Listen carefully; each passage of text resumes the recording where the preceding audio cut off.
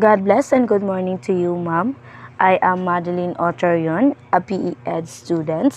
So for today's discussion, I am going to discuss with the topic of natural law of St. Thomas Aquinas. So natural law of St. Thomas Aquinas.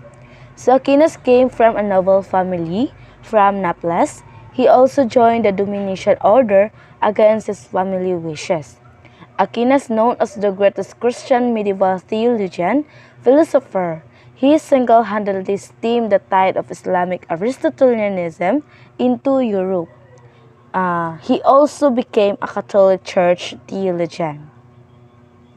So the first principle of Aquinas' moral thought is that good should be done or pursued and evil avoided. So without this principle, other moral rules would have no force.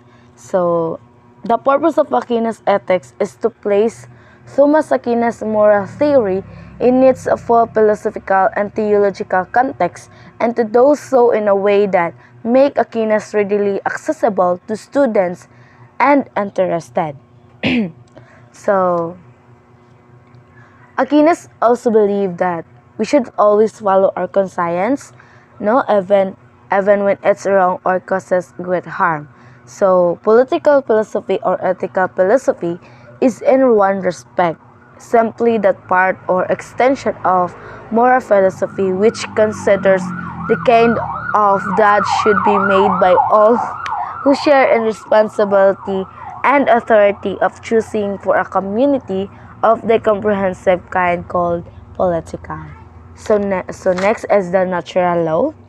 So it is a theory in ethics and philosophy that says that human beings possess intrinsic values that govern their reasoning and behavior. So when we say natural law, it is the philosophy that certain rights or moral views and responsibilities are inherent in human nature and that those rights can be understood through simple reasoning. So Aquinas' natural law theory contains four different types of law, so which is an internal law, natural law, human law, and the divine law.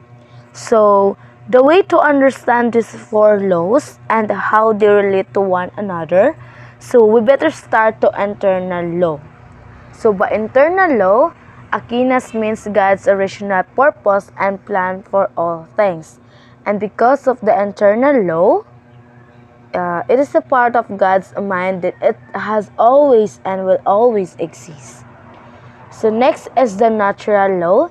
It is a system of right or justice held to be common to all humans and derived from nature rather than from the rules of society. So human law is the interpretation of natural law in different contexts. So divine law is the revealed law of God to man.